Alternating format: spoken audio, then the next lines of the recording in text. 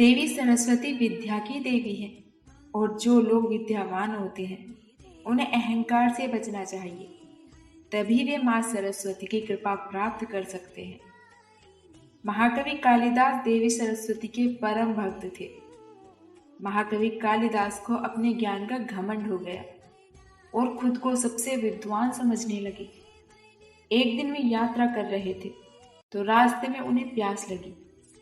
उन्हें एक कुआं दिखाई दिया। कुएं पर एक महिला पानी भर रही थी।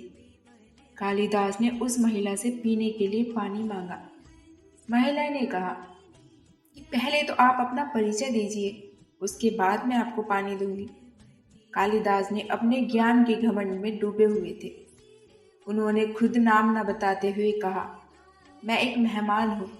महिला ने कहा कि ये तो सही नहीं है, संसार में दो ही मेहमान हैं, एक धन और दूसरा यौवन।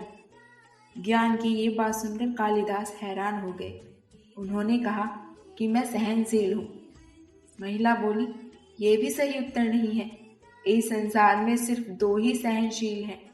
पहली धरती जो हमारा बोझ उठाती है, दूसरे सहनशील पेड़ हैं जो पत्थर मारने पर भी फल ही देते हैं। कालिदास को समझ आ गया कि ये महिला कोई विद्वान है।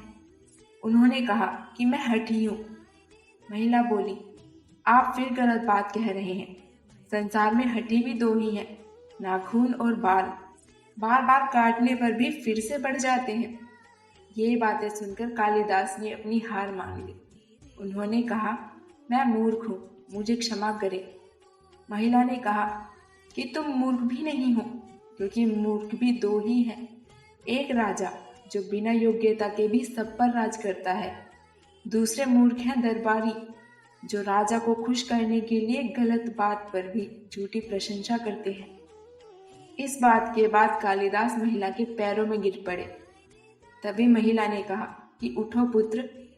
कालिदास ने ऊपर देखा तो वहां माँ सरस्वती खड़ी थी।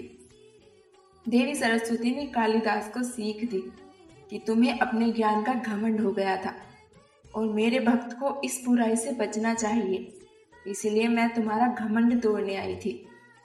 कालिदास ने सरस्वती देवी से क्षमा मांगी और संकल्प लिया कि अब से वे कभी घमंड नहीं करेंगे। हमें किसी भी चीज का घमंड नहीं करना चाहिए। कुछ लोग अपनी सुंदरता, ज्ञान, धन, घर परिवार, सुख सुविधाओं का घमंड करते हैं। ये बात सही नहीं है। रावण और दुर्योधन महाशक्तिशाली थे, लेकिन अपने घमंड की वजह से इनके पूरे कुल के कुल नष्ट हो गए।